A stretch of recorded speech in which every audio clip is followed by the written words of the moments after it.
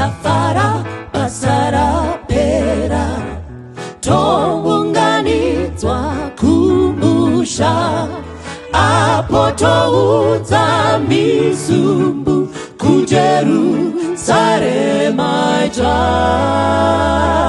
Rufaro, rufaro idi, rufaro rusingaperi, rufaro runouya musi toungana kumusha,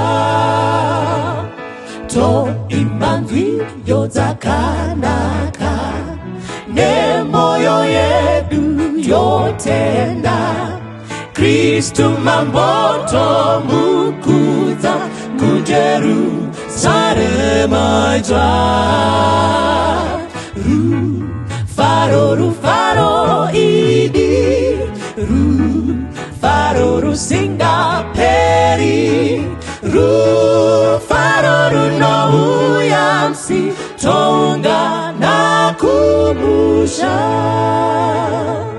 rufaro runotirindira nedzimba zhinji dzawakwa, Jesu iye wakadzira kuJerusarema itsva.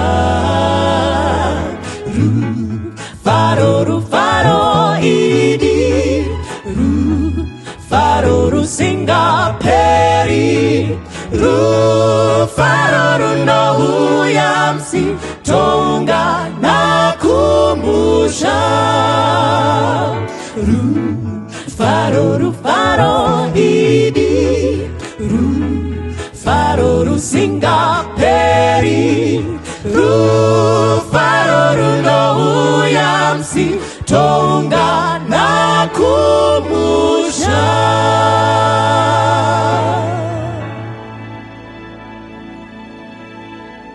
Toda kukuchingamidzai mose vadiwa vatariri nevateereri pachirongwa Family Matters. Tiri kurukura mukati mezuva ranhasi nhaurwa dzine chekuita nemhuri. And chimwe chinhu chatachida kuti tikuyemurei pakuteerera kwamuri kuita are the comments, the feedback yamuri kutipa, nekuti vaka kwamuri kutipa. Vamwe vanototipa misoro yenyaya, ndogara ndakataura ndichidaro. Vamwe vanototambidza mhungu dzine hasha kuti mhungu iyi mboionai, tomva tatarisa kuti iko zvifambe zvakanaka. Zvinoratidza kuti tiri kushanda pamwe chete. Mwari ngakukomborerei, akuitirei zvakanaka. Tisati tataura nhaurwa yanhasi, ndanchida kuti musangane nevadare vatinavo mukati mezuva ranhasi. Totangira apa. Makadiwa vateereri nevatariri, ini tinonzi Rotina Mafume Musara. Makadini hama vadiwa vateereri, ini tinonzi Alois Nyamazana. Thank you.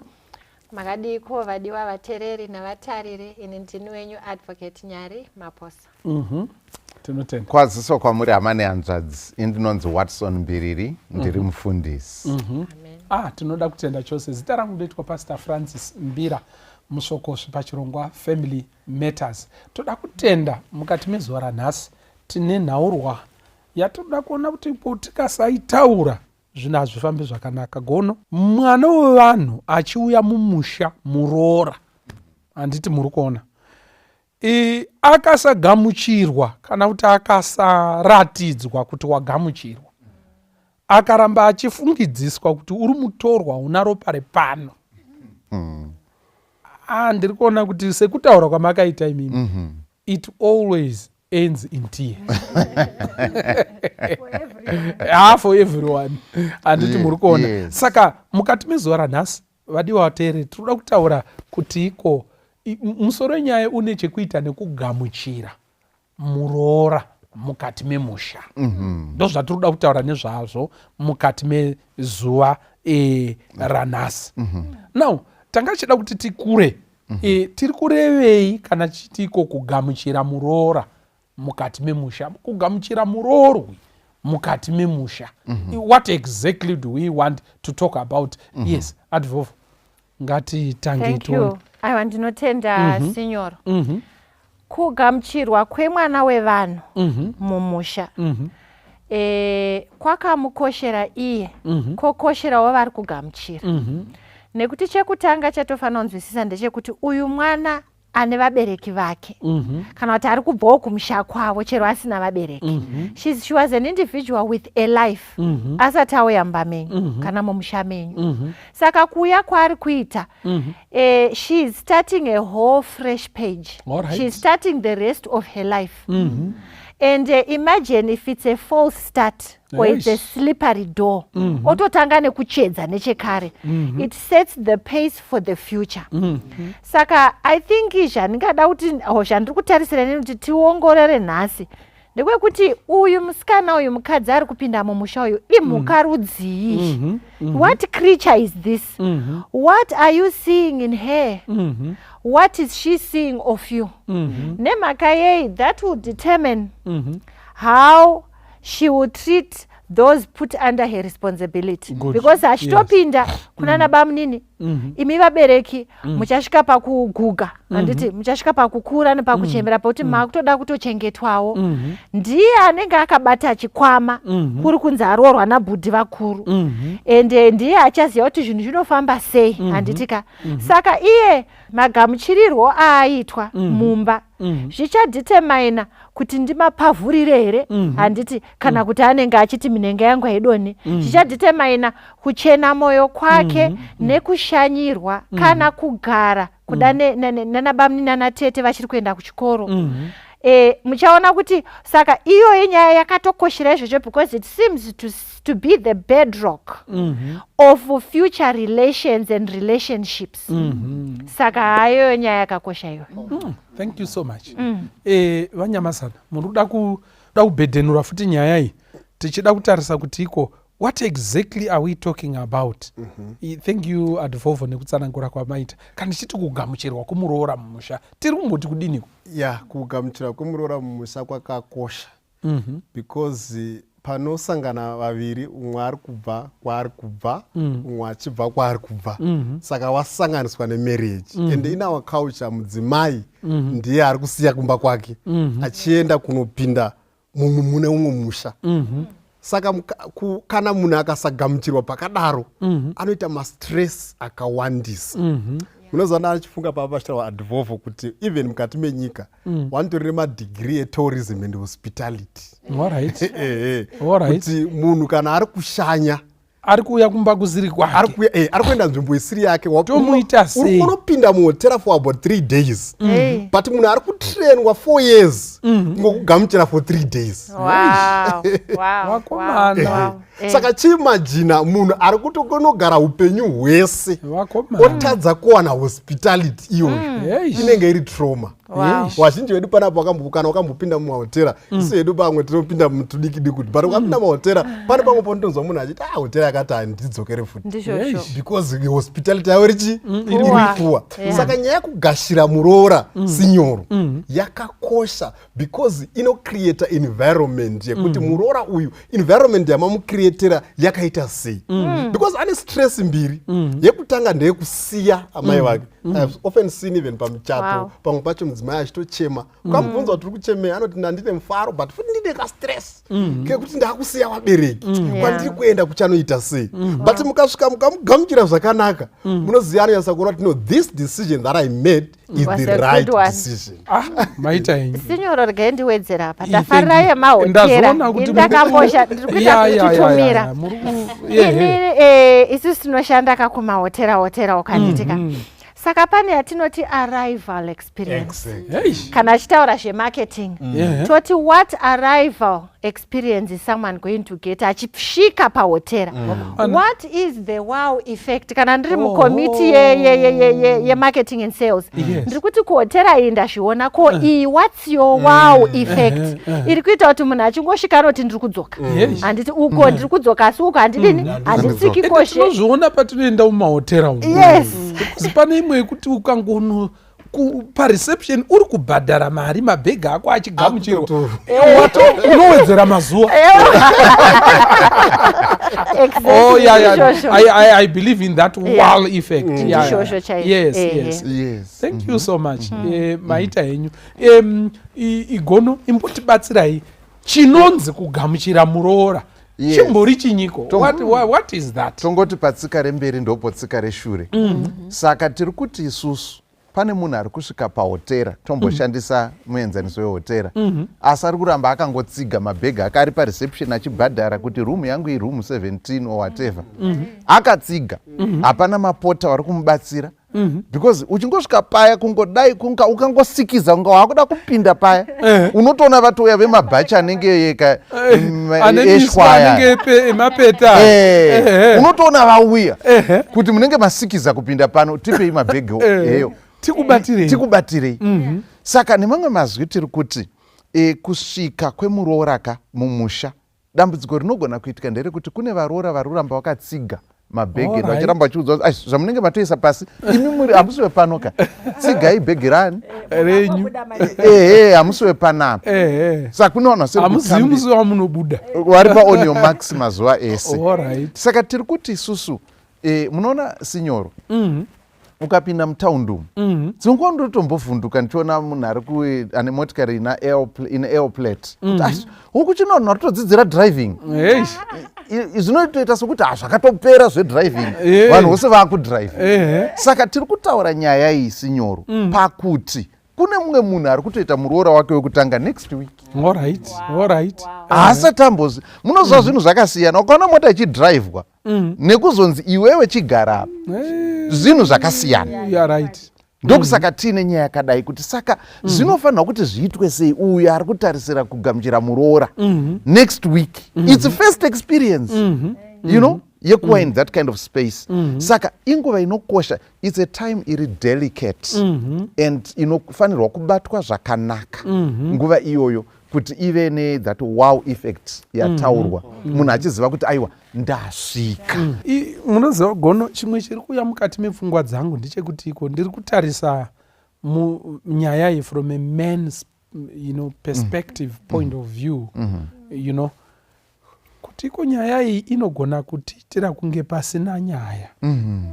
Asi ndamboda kuzvitora mupfungwa mangu kuti iko kodai ndandirini ndakaenda kwamuwani pandakaroora mudzimai wangu, idishuwa zvekutopeka zvinhu nenhumbi dzangu nechinyi nezvese, ndosvikonziko uri kusvikoenda ukoko. Uchinotangira ndaigara 2 days. Ndaigara 2 days. Ndaigara, that experience yekungoti uri kuenda kunyowani, handiti muri kuona. Saka I think it is very important. Ma'am Sarah, you wanted to say something? Yes, I think experience yekungova mwenga kureva kuti uri munyowani, uri kupinda mumhuri, and chitori chiitiko chinogona kutounganirwa nevanhu vakawanda stereki, vanenge vachitofara kuti pane munhu auya. Saka nekuti chiitiko chikuru chihombe chine a lot of anxieties chachitori nadzo, kuti isusu wacho ari kupinda ari anxious, nevacho vari kuisigwawo vatoriwo chiinai anxious, kuti hameno zvatiri kuvigigwa, uyo achitiwo hameno kwandiri kudinai kwandiri kuenda, nekuti assumption ndeyekuti uri kuziva munhu wako asi hausi kumuziva, ari pane vekwani, ari pane vekwavo. Saka unenge uchida kuti upinde une assurance yekuti mandiri kupinda umu zveshuwa ndichatambirwa, ende zveshuwa umwe wangu acharamba ari uya Edward wandinoziva, hasi kuzochinjiwa neenvironment, kana ava pane vekwake anomboita sei, you know. Saka because it's a highly anxious, ndopanozokosha the reception iri kutaurwa kuti how we are going to set the pace from the day randatosvika semwenga is going to determine zvichaitika zvese. First encounter handiti ndo inenge yakatokosha, how I'm going to be received, the first encounter I'm going to have, the first 24 hours dzinogona kutondiudza kuti pano umwe wangu uzhu anenge atochinja, kana kuti aiwa vanhu ava vanenge vasiri kundifarira chaizvo, kana kuti inini I think I'll take a long time to adjust. Unotozviona zvese izvozvo within the first 24 hours. Thank you so much. Kugamuchira muroora, mwana atora mwana wevanhu, zvese zvaitwa akuuya mukati memusha, ndo experience yatiri kuti iko it's delicate. You need to be careful, and there are many things at play. Zviri kutoitika mukati mepfungwa dzake nezviri kutoitika mukati mepfungwa dzenyu. Handiti ndizvo here? Toda kutenda vanhu vanombonyatsoita seiko mumacultures akasiyana-siyana kana vachigamuchira muroora. Ndingati mbozvitarisa hedu zvinhu zvinoitwa nevanhu gono. Isu kwedu kumaungwe zvatinoziva ndozvokuti kunotoita kana mwedzi wose tichienda yataiti practice. Alright. Tinenge tichinoimba kuchifarwa kuti kuchauya muroora. Muroora uri kuuya. Kunoitwa, I tell you, paanozouya pacho haizuva guru. Chero anorwara kuti tunonoporerako. Izuva guru, and anouya usiku. So anouya unza vanenge vari nechekoko. Muroora akavharwa nejira. Wogara ipapo nzi vanotoda mari kuti vasumuke ipapo. And so it's a process kusvikira asvika koimbwa dai asiri wedu mwana wairoorwa nediro remugomo tichimba and so on kunenge kuchifarwa. Now wozoona kuti ndoda ngobata pane zvaitika like the following day zvokuti vanhu muroora akuchinogezesa vanhu raini rose. Pana anenge vachimubetsera vanatete, zvimwe zvanatete zvidiki apa panapa ndepasekuru nhingi and so on. Vogezeswa, vozorwa vasirina, vochiita sei, vobhadhara mari, atsvairawo, akatsvaira pamba marara aya chimwe chimurwi chiri kubhadharwa. Saka izvi zvakubetsera it's a facility yekuprocessa kuti muzivane. Iye achiziva, because kana makangoungana usiku uya haazivi kuti ndiani. Asi akasvika panapoziva kuti panapa ndo pana pepe. Alright, and so on. Zvichaitika ipapo vachaseka, acharangarira kuti okay panapa, and so otozonzwa I know mutupo wangu, tiro mutupo mumwe, and so on. Oendapo. Saka zvaifa kuti it was a catalyst yekubetsera kuti atransitione kubva pakuva mutorwa pakuva part of the family. Alright. Yes. Alright. I think ndichiwedzera ipapo. Yes. Ndafarira zvataura nagono. Maprocesses are cultural and they are so romantic. Hakuna chinhu chiri more romantic than zvimacultural ningi zhiya. You're right. Tikangoti step back from there. Mwana wevanhu anotanga wagamuchirwa achiri musikana. You are right. You are very right. You know, achiri girlfriend. Ndizvo. Kungoti vamwe vanoita hameno, vamwe vari very traditional. Vanoona zvisina unatsokwana kuti nditi mom this is, or mom dad this is my girlfriend. Handiti. But munongoona pangoita mumwe muchato. Mongoona pane auya apo achingonyara motozatoti ndofunga kana kuti mwoyo uzoita whisper kuti ndofunga ndo vacho motomuongorora kuti kuti achiri chigagairwa. Handitika anenge asati ana majutis asati ane angori munhu kuti muri kuona. Kozita vaiwo vane vari more liberal vekuti anotointroduce this is my friend. Handiti akamira akadai, especially makuenda muri mucourtship. Ndizvoka. Then kunozoita imwe process yekuti munhu akuda kuzondochiroorwa. Handiti anenge mazivira andinoita ndekuti anenge anomboendeswa vabereki vasingatoziva, haasvike pamusha asi anosvika padhuze kuti aone chinyi nzira nekuita sekudongorera musha kuti ndo pacho apa kana moburuka munoburukira bhazi pamanyene. Ndizvoka. Ndopa munokwira muchiti pamanye kana woya navatete vako. Ndizvoka. Atomboperekedzwa. Ndizvoka. Apa munhu ari kuitwa ndingati oriented into the whole thing. Zvinekakusikiza mukati. Pazvinozoitika zvoitika kwozoita nguva yekuti kuperekwa. Ndizvoka. Maybe ndingangopfekera something ipapo kuti an important part of kugamuchira muroora mumba kukanganwa vamwe varoora vamakamboita. Nekuti nyaya yekuti nindauya imi muchiri kufunga Sostina. Ndizvoka. Muchiti asi nini mwoyo mangu hangu mamuna Sostina ndongogamuchira noti ndiri mukristu. Women feel that. Ikako kakuti handizini number 1 pano panenge pane mwe pane ndinenge ndatokonzeresa kusafara kwevanhu kuya kwangu noti kwakuna Sostina anga achidikana. Tozoti pakupereka paya handitika kupereka is a beautiful thing. Pane vanongopereka, you don't have to to have a white wedding ukangobvisirwa zvawabvisirwa wondoperekwa. Kuperekwa is consistent. Ndizvoka. I think yandataura ndeyekupereka. Mataura ndeyekupereka exactly. Saka zvana chidangowedzera ipapa nezvetaura nagono ndezvekuti the significance of kutsvaira muchisa zvitutu, the significance of kundobika sadza rezhiyo pamoto nekupa vanhu chikafu. Varoora ndovanopa vanhu chikafu. Ndirangarira pane handichataura kuti kwani asi takamboenda neimwe shamwari yangu ndikabika sadza rezhiyo chose sinyoro pamoto chose mufunge. Nobva taendesa poto dzedu dzesadza and your makeup was not no, my makeup was fine. Saka tikati poto iyo tikati chicken tikati beef takaisa poto nobva tabuda hedu tiri varoora.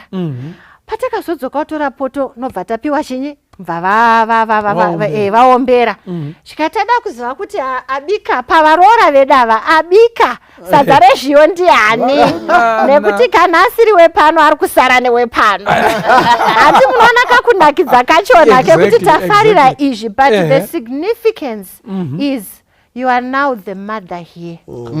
Saka Muroora ari kupiwa, it's like a hand over of the responsibility of being the mother of the family. So kugamuchirwa kwemwana wevanhu haasi kugamuchirwa senherera kuti mamupa karumu kekuti agare oita vana arimo imi muchiita matare enyu muri uko muchingoti hameno iye muirangara isusu tiri vegono.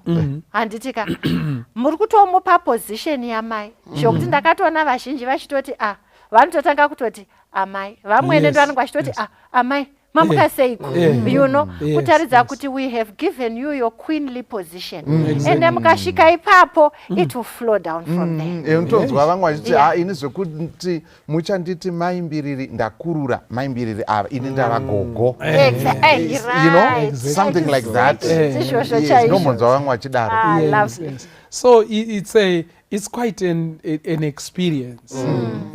Zvekutiko dai taingotora pfungwa dzakanga dzine vanhu vakuru pasi chigare, handiti muri kuona, todziisa hedu mupfungwa dzedu idzodzo maybe pachimanje manje chedu, but tisingaluze the essence.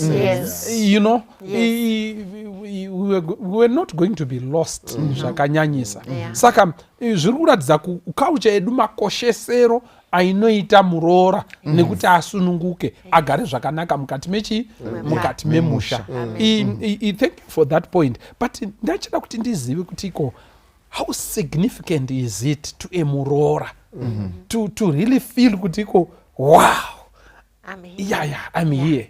And I like the thunder. And and finally I am accepted and I'm so happy. How important is that feeling? I think chinhu chakakosha zvikuru sinyoro sezvataurwa nevadari ava pavanga vachidescribe processes dzinoitika pamwenga wedu uyu.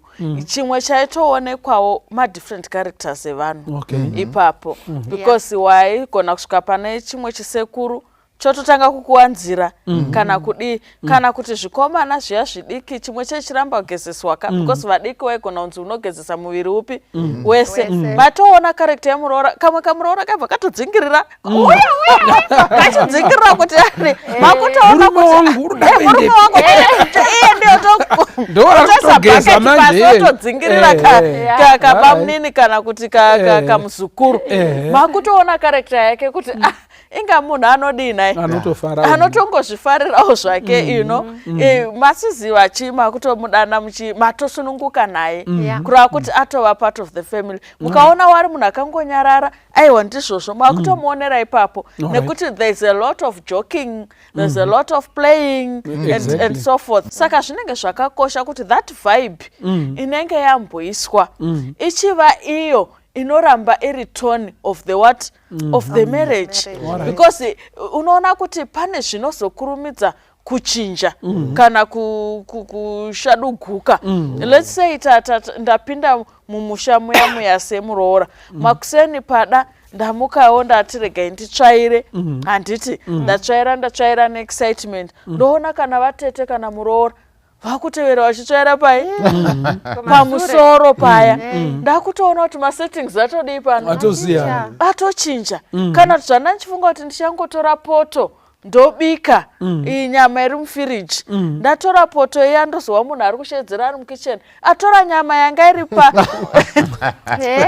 iri mudhipi umudhiyani kuti ndichiti ndini hazvisi kuita but inini ndatowana chinhai ndatoona meseji yekutoti panapa hapabatwi nyama dzevamwe because vamwe vanhu vatotora mashoko ekuti ndiani anongobata akatenga here saka unotoona kuti environment changes drastically ende ndo zvinozoinfoma inini semuroora kuti panapa ndiri kudiwa here kana kuti handisi kudiwa kana kuti murume anongozomuka utoti pano ndo patatova hatina mbodisikaso tichagara pavamwene here kana kuti tichabvawo here mazuva 2-3 tangova muspeya iyoyo nhasi namangwana vhiki yatopera tingori mubedroom muspare bedroom mwedzi wakutopera hapana riclear handichaziva kuti pangu ndepano here zviiko zviri kuitika hapana ari kujekezera umwe nyayekuacceptwa is very important ndinoona sekuti inobetsera munhu kuti anyatsa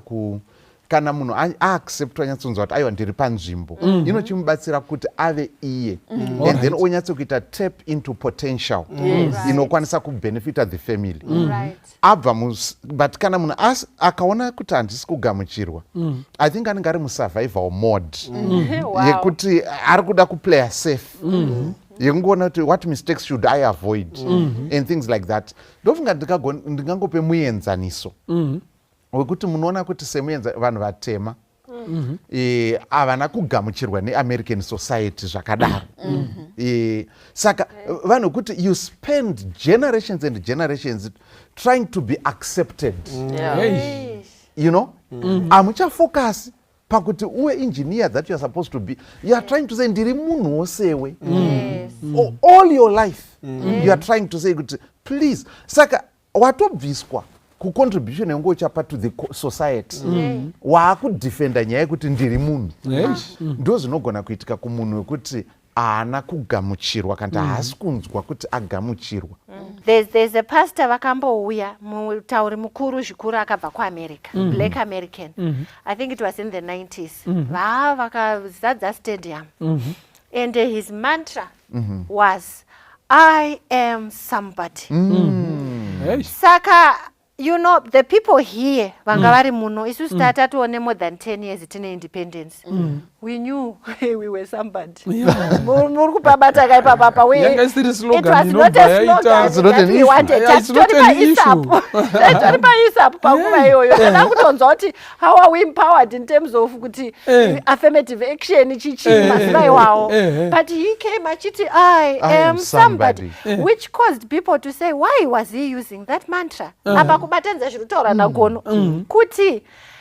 even a pastor who was coming from there he needed to come here and he thought kuti we were of the same mindset we needed liberation the way that they have been asking because ikoko vanenge vachizviti I am somebody because for decades and decades and centuries they have been told that they are a nobody but when he came here I think he failed to read kuti what do we need to hear akauya achiti I am somebody just to add there saka it can really be a task it can be a task imagine after a shift from your potentials after so many years you are still focusing and even the anger yavamo the rap artists vese it's about anger yekuti inini futi ndioneiwo pano handiti not I'm going to be a doctor I'm going to be an inventor no mchandiguta exactly I'll show you that I'm present handiti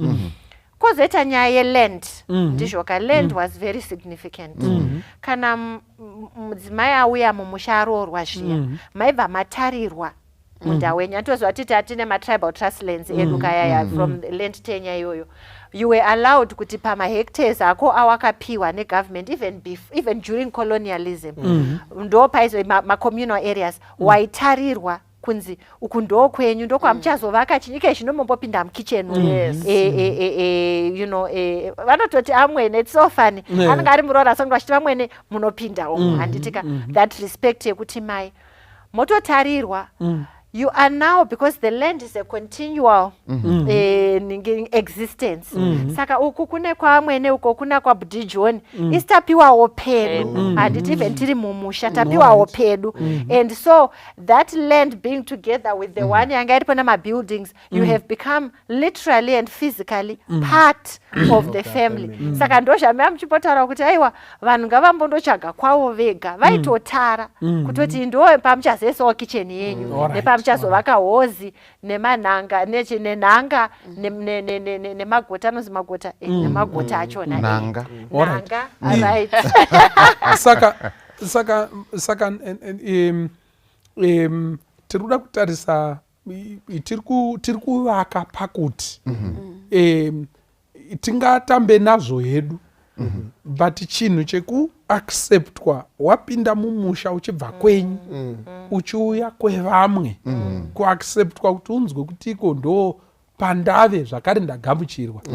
It's very significant. Yes, it is very significant. Very significant. Yes. What effect does it bring kana Muroora anyasonzonzi panapa ka idi ndasununguka ndo pangu ndo pano? Is it important? How significant is it to a woman? Zvakakoshesa sinyoro ende ndikutoona kuti zvakakoshera both Muroora ne the family. Zvakawakoshera wese ndafarira gono wachinyatsa kutsanangura zvinoitwa pakugamuchira mudzimai. But mchana kuti pamaprocesses yayo, to me it's a glue that binds the family together. Good. Because mchana kuti panosvika mudzimai achifuga zambia rake riya anenge aina tete wake ende mchana kuti pfungwa yakuti mudzimai apinda mumba haisisiri the husband like iye murume pachake pakanzi ari kuda mari. Sometimes people might not even point to the husband. Yes, true. Wanotoenda kusakunda akati bamunini kana kuti nasekuru kuti Muroora yedu ari kuda mari ko. Saka pane teamwork iri kuitika. Zviri kuitirwa kuti Muroora aone kuti wanawa ndapinda mumhuri ine vanhu vakabatana.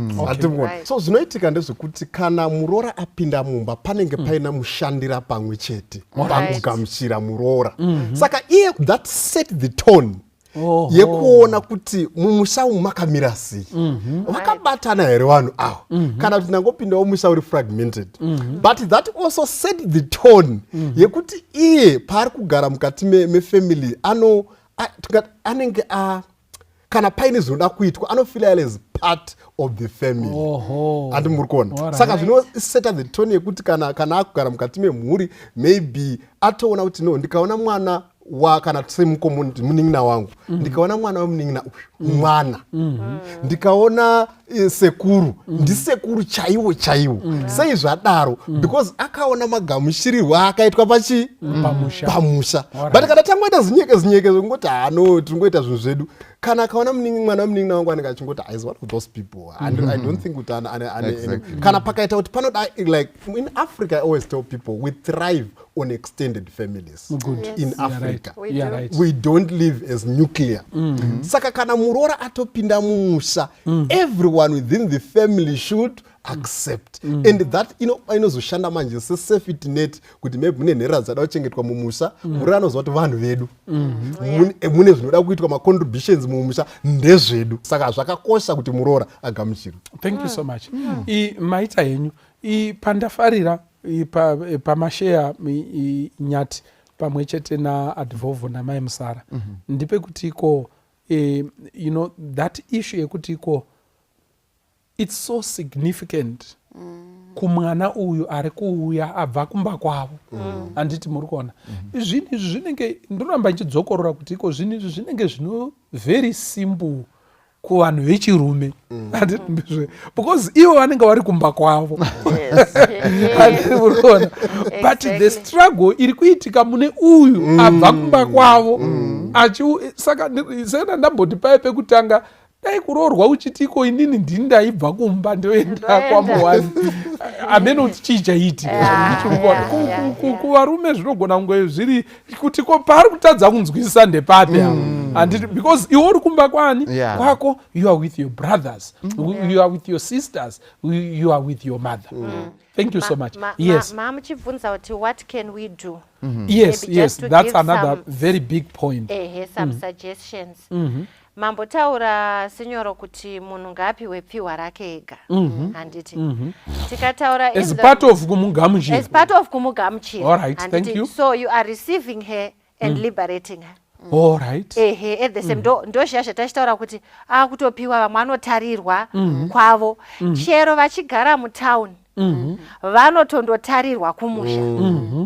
Kuti pamunouya kumusha hamusi kuuya muchipinda mubamani mamai nababa muri kuuya kwenyu ende kutopa vanhu responsibility yoti chitangai kuvaka nekuti as we know all things might not end in tears but they will end in the rural areas. Kana basa rikapera uko the next thing kuita ndorima kupi kumusha. Saka garai muchitori nepenyu pamunozikanwa kuti ndepaningi pepane mbwawo inenge iripo yakarinda guyo iripo ndizvoka. Then kana muri mutown dzimwe nguva zvinoitika kuti shuwa munototangira kumba kwaamai nokuti hamusati mandotsvaga kwenyu kwekuloja. Zvazvakangonaka kuti mutaure nemuroora. Handitika imimi saamwene taurei nemuroora wenyu.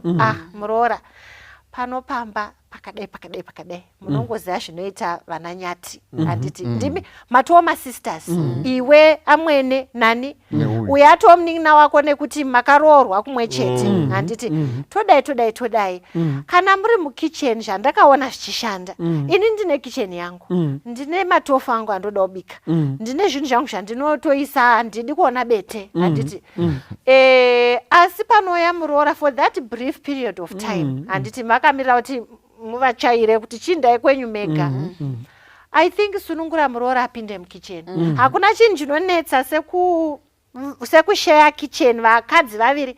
Chero muri masisters munondinzwa kungoti paita vasikana vaviri chete pana chakudza kuti salt ino wawanza mafuta cheka nyama yakadai ukainzwamwo munonzwa shosho ndo zvinotoitika because exactly nongwa zvese.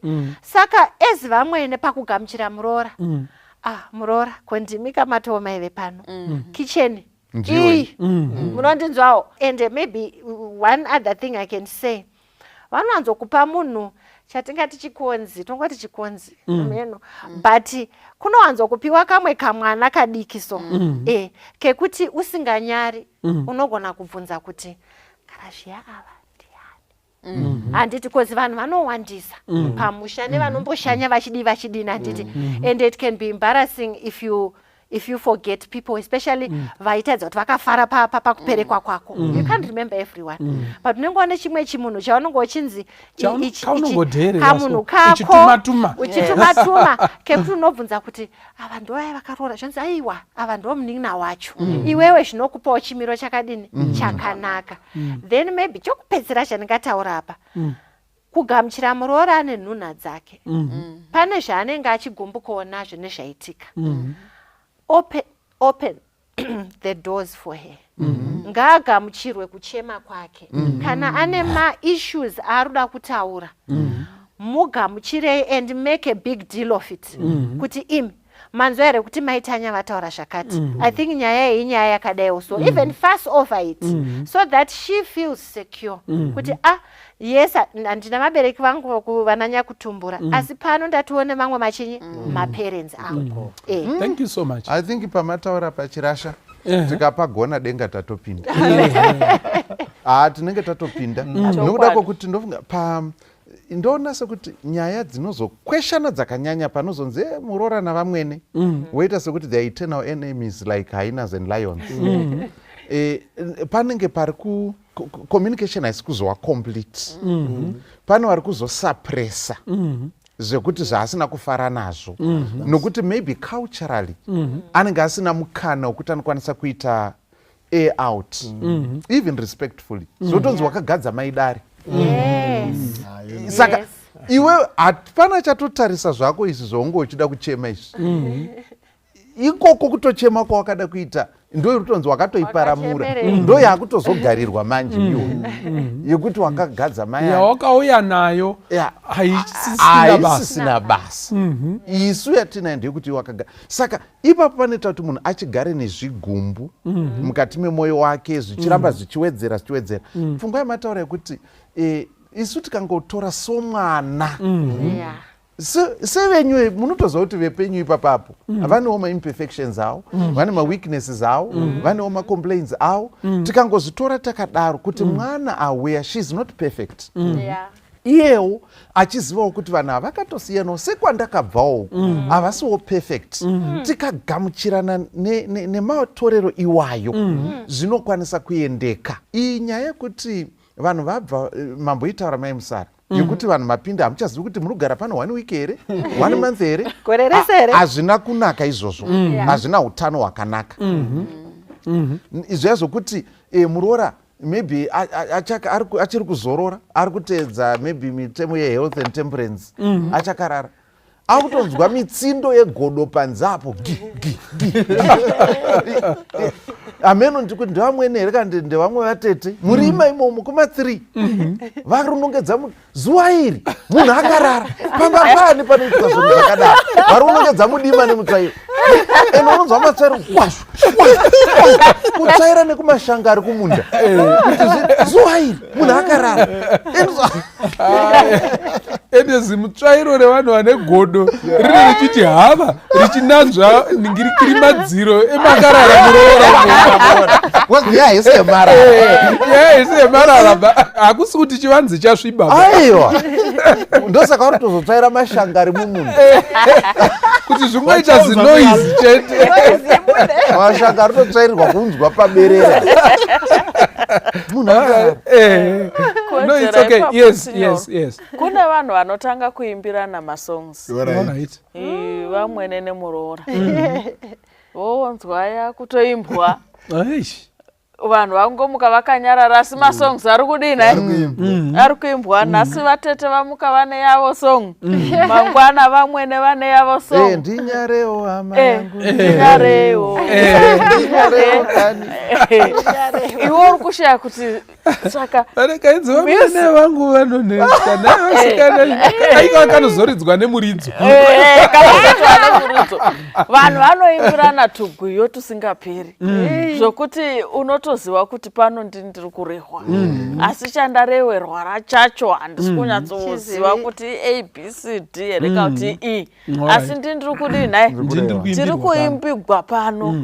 Saka munhu anenge ava uncomfortable kana kuti vanhu vanoita rimwe nemwana wamai wavo. Inini ndakadinai ndakangovharirwa bedroom, vanhu vopinda hini izvo vari kutaurawo zvinondidinai zvinondikonsenawo ini seMuroora, asi decisions dzatodinai dzatoitwa dzatopera. Kana ndakudawo kusimudza musoro koye ndimi munounzai mari pano here tomuudzirei. Kana unotwa vanhu vachitoti dai madanaka mai Mufaro kavataurewo tusenzonzi tovadanirei mutogwakawo zvatatotaura pano tatopedza isu vana vanyamunhu. Moda kuti danira varoora makambozvionepi? Vanhu votopedza, asi ende vanotaura nezwi rekuti uzvinzwa kuti utozviwa kuitira kuti amwe madecisions avachaita usazoomesa musoro kuti komazodecida vatokuudza kabisira. Saka tiri kuti part of accepting mwana uyu one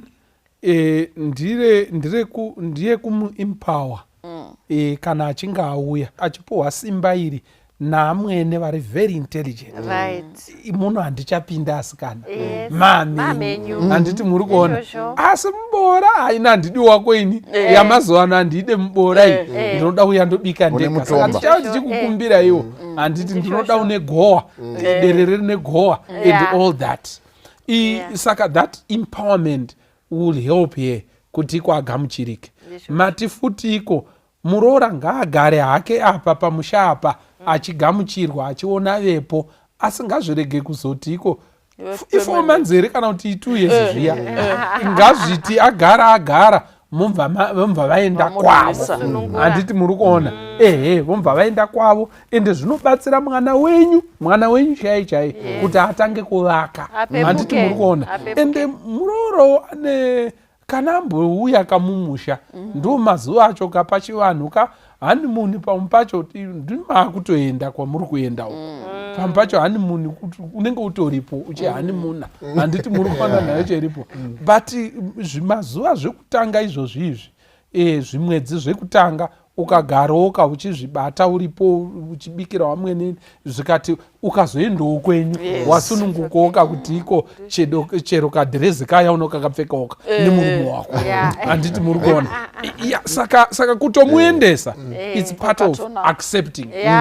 Yes, thank you. Yes, signoro idangowedzera papfungwa yanga ichitaura namai Musara ino ndinoona inobata mhuri dzakawanda ematare. Part of accepting Muroora for me is making her part of family decisions. Right. Because kazhinji kacho ndinoona mafunerals vanhu vanoti maybe pafa kana kuti munhu angaine vana vana baba vanongotorana paside vodecide hawo kuti ngati mwana ati uyu ngaende kwaningi uyu ngaende kwaningi but reality on the ground ndeyekuti achapedza nguva yakawanda aine vana mudzimai achaziva kuti mwana anotengerwa hembe mudzimai.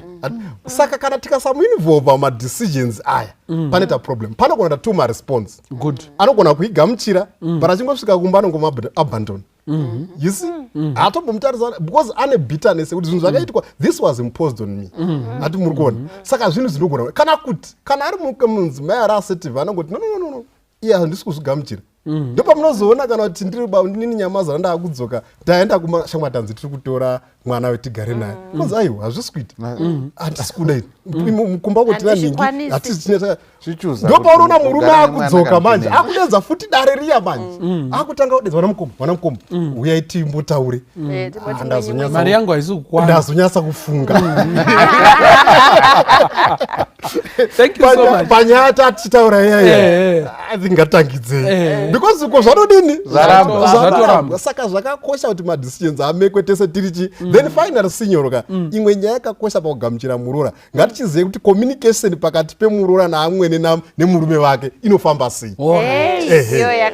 Kana magamuchira Muroora chimeke kana mamwene wangu achimboona mari kuna kumwana wamukomana ngavachizive kuti homwe yasarendwa kunani kuMuroora. And part of accepting Muroora kunotaura neMuroora kana uine zvauri kuda kuti amwene zvachimbotaura naadvovu tine problem yakati tingabatsirikana sei mukadaro muri kuratidza kuti no you have accepted that person in your family. Ndaiona bamukuru wanga vari very very intelligent panyaya yekurana vanhu vachigara pamwe chete.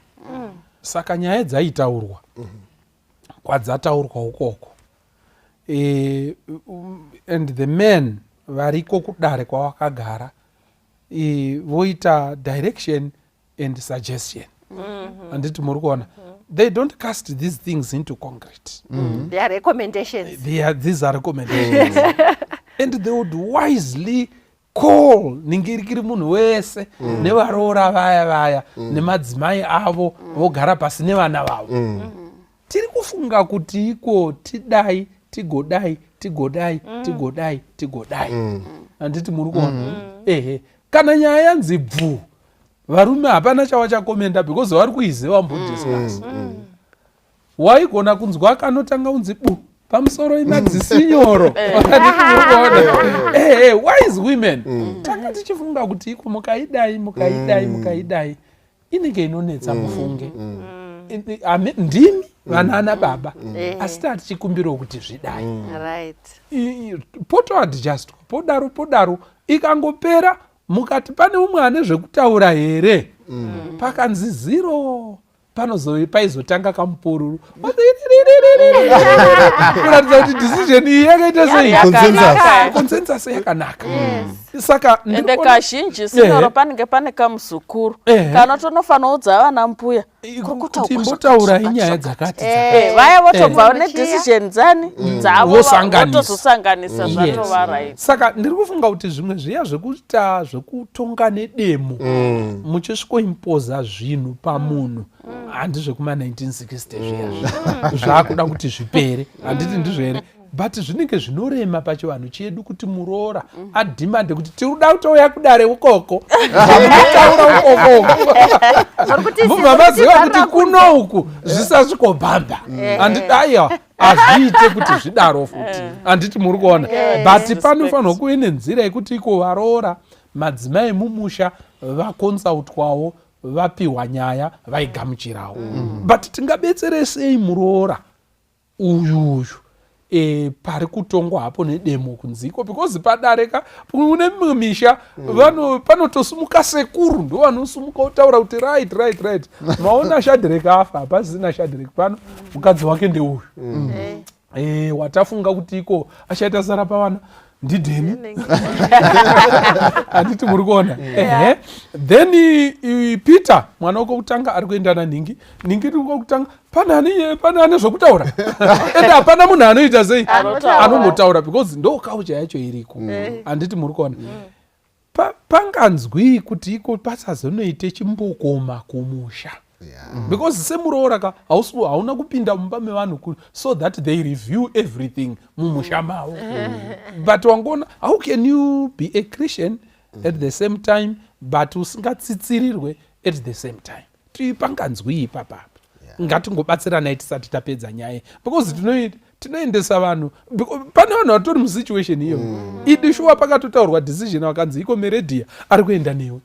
handiti nanhasi ari kutogara nameredhia ari kuenda kuchikoro handiti muri kuona amene kuti tingadini. I think be more ready to accept than to resist as an attitude yekungoti kana zvabva uko ini ndiri muroora, remember I want to be part of the family handisi kuuya uzoita nyonga mumhuri ndizvoka saka chances are ini nemurume wangu asati atoenda kudare ikoko tese tiri kuchiziva kuti Shadreki afa Shadreki asiya vanhu vatatu one anonetsa handiti anonetsa nenyaya dzavakomana handiti ndogona kutofana ndataura kuti inini noti ndiri kuita maexams emasters this year saka I might not be able to give as much attention kuna Rosina ndizvoka Rosi uyu maybe togona kutorani tawanda handimuona so by the time he is going to the dare atori neidea yekuti kati kapiwa mwana regai tipiwe tawanda rather than Rosie. I think kuva nethat emotional intelligence neattitude semuroora yekuti you are already iwewe anticipating and cooperating ndizvo so your attitude must be correct chirega kuita vanika uri kumbunyikidzwa because character iyoyo yekutoti haina handitodi mwana yeye hainini yeye hatomboiti itori character yeumbimbi ndoga neyeusindimari ndizvoka iyoyo ngaibude mumuroora iyoyo. Thank you so much.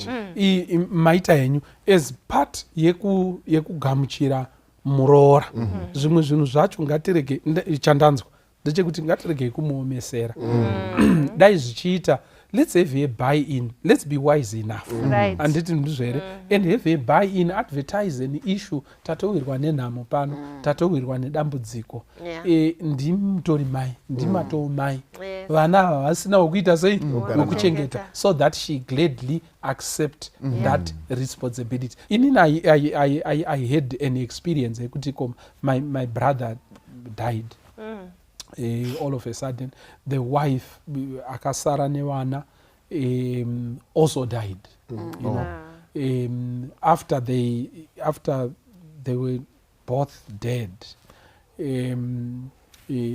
pakutowiga munhu tatopedza it was expected kuti iko vana tuwa vachaita sei handiti muri kuona before the dare ndisingatombozivi kuti richagarwa ndisingatombozvitarisire ndandiri occupied nezvimwe zvinhu mudzimai wangu akandidedza akatiko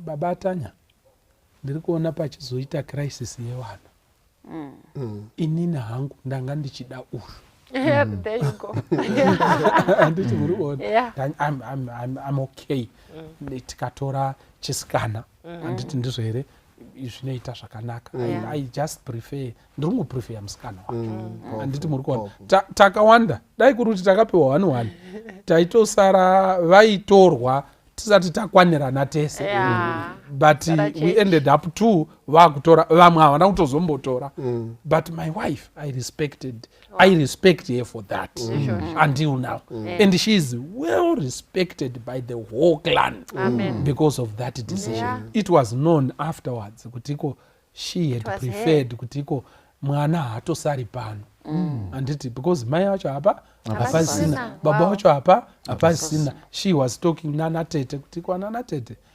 panapo patone crisis but vana hazviite kuti vatombosara vachibikirana ini now take one anditi muri kuona until now she is respected for that. Ini ndakatoendawo nepride mudare ndikatiko hano rumbizo ready take ndichitaura kuti ndakatsigira ndoti muri kuona inyaya ndandine backing yakasimba yemudzimai saka zvakakosha izvozvo. Let's empower these women but ivo madzimai acho maybe tichaita rimwe dare revaroora but it is so sweet semuroora ari kugamuchirwawo kuti uratidzewo that positive attitude kwete kuti zvamataura izvozvo nekuti zvichanetsa neni we cannot do that. Thank you so much maita henyu mudare rino rekugamuchira mwana wevanhu. Mwari ngaakukomborerei, Mwari ngaakuitirei zvakanaka nekuteerera kwamaita dare rino iri. Tine muroora ari kushuwira kuti agare mukati memusha, zviri kunetsa, zviri kutambudza mukati memusha uyoyo. Tapota murerudzireiwo kuna iwewe uri kunetseka, zviri kuramba kuita zvakanyatso kunaka. Ngatirambei takatsamira pana Mwari. Mwari anotitungamirira, Mwari anotiitira zvakanaka mukati mehupenyu. Andisi kuziva gono, ndachida kuti mutaure one word then we pray. Tinotenda zvikuru sinyoro. Indongoda kuti zvinhu 2. Number 1 ndezvekuti Bible rinotisira pachena kuti Mwari akatisika, he made all people of one blood. Acts chapter 17. Pane pfungwa inowanika mutsika namagariro inoita kuti muroora anzi mutorwa perpetually, continuously. Haafi akaita hama yepano, ndimai vepano, vanobereka vana vanotumidzwa zita repano nemutupo wepano, asi iye haazi wepano. Iyoyo pfungwa iriko. Zvakadaro zvokuti handifungi kuti pachikristu taifanira kuti tiwanike tiri mupfungwa yakadaro, nekuti haivaki. Inoita kuti munhu arambe achingonzi you are an outsider, an intimate outsider. You are an intimate outsider. Saka haivaki. And then ndachida kuti ndipedzere nepfungwa yekuti mukatarisa Naomi naRuth, kanti Naomi nevaroora vake, ukama wanga huri pakati pavamwe nevaya nevaroora. Ende muzoona kuti Ruth ndiye akatozosimudza rudzi muroora. Akati vanhu venyu vachava vanhu vangu, chamuchadya ndo chandichadya, Mwari wenyu achava Mwari wangu, pamuchafira nepamuchavigwa ndo pandichavigwawo. Muroora apinda mwirira nekuda kwokuti anga akagamuchirika mumusha, zvakadaro zvokuti she had that full ownership yekuti chero nhamo yenyu I own it. Ini ndichatosiya kuno kwaMoab toenda ikoko, you know, kuBethlehem. Ndiye akatozosumudza rudzi azowanikwa naBoaz, zvikachitozonakirawo naNaomi. Muri kuona? Saka tiri kuti kana muroora akava anogamuchirwa mumusha, chikomborero chinenge chauya mukati memusha. Saka vamwe we are short changing ourselves mumisha nekuda kwokuti varoora vanenge vachingopada achinakurwa achinzi aiwa iwe hausi wemuno, hausi wepano, and so on. She will not give the full potential. She will not bloom. Let her bloom where God has planted her mukati memuri. Thank you so much. Maita gono, Mwari dai anga akukomborerai nemasoko akasimba akadaro. Mwari dai anga akuitirei zvakanaka. Toda kutenda chose Mwari ngaakukomborerei, akuitirei zvakanaka. Tigamuchirane, tiite kuti muroora uyu anzwisise kuti idi ndazosvikawo pamusha, ndagamuchirika. Kuno hakusi kwedu asi kwatowo kwedu nekuda kwokugamuchirwa kwataitwa nevanhu ava. Toda kutaurira that feeling in a person inomuempower to be anything that she can be for the benefit of the clan kwaari kuitwa joined in. Mwari dai anga akukomborerai akuitirai zvakanaka zviya zvekuchomana nevaroora uchimutarisa kuti kwabika chinyi azodini muchiitirana nharo rekuti berere hanenzarwo zvakapera ndezvakudhara zviya. Vanhu vamazuva ano vanotya Jehovha vakuwirirana nevaroora vachitoti ndimi mai pano. Oita zvidavado imi muchichengetwa sevanhu vari kukura. Mwari dai anga akukomborerai akuitirai zvakanaka. Zita rangu ndoitwa Pastor Francis Mbira, musvokosi pachirongwa Family Matters. Tatati toda kunamatirai.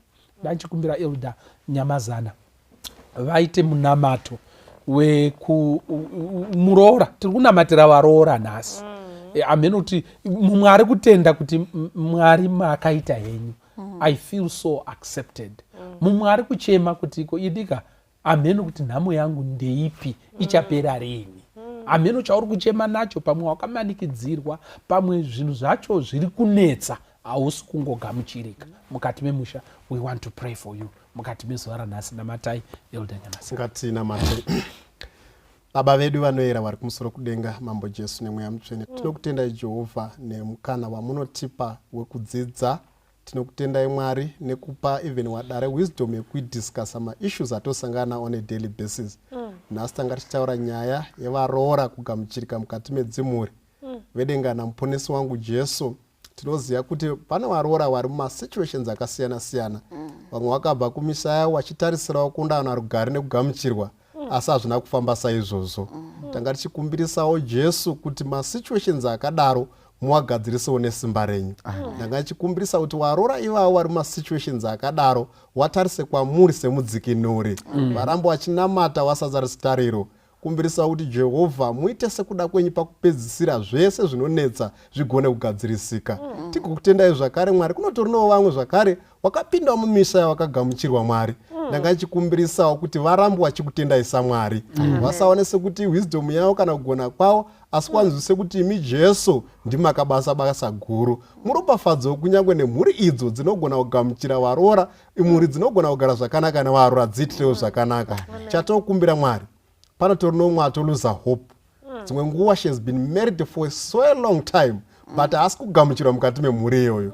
Ndanga chikumbirisawo kuti Jesu, may the Holy Spirit work with this family iri kutadza kugamuchira Muroora kuti igone kumugamuchirawo. Kunyange Muroora ari mukati masituations akaipa asinganzwisisiki, imi Jesu ndanga chikumbira kuti murambe muchimusimbisawo.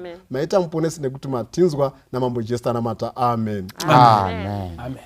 Tinotenda chose Mwari ngaakuitire zvakanaka. Ngandifane na Jesu awe mponesi wangu, ndizate nyine rudo, ndipawise senjiwa.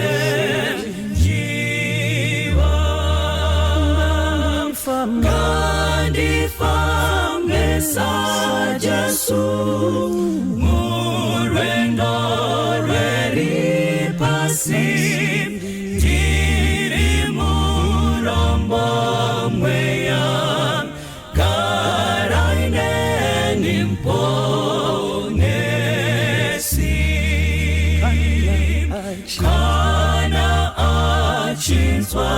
shiri zimwe dzichiputsika, adziitire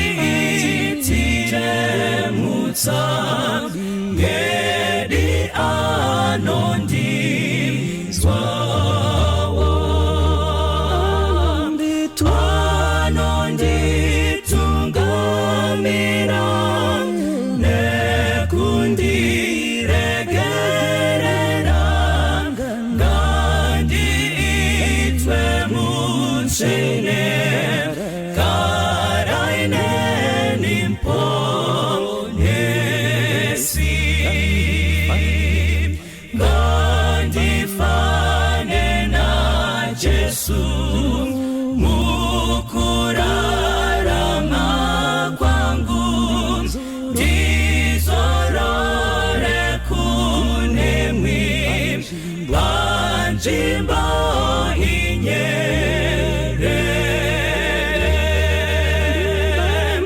Dibarwe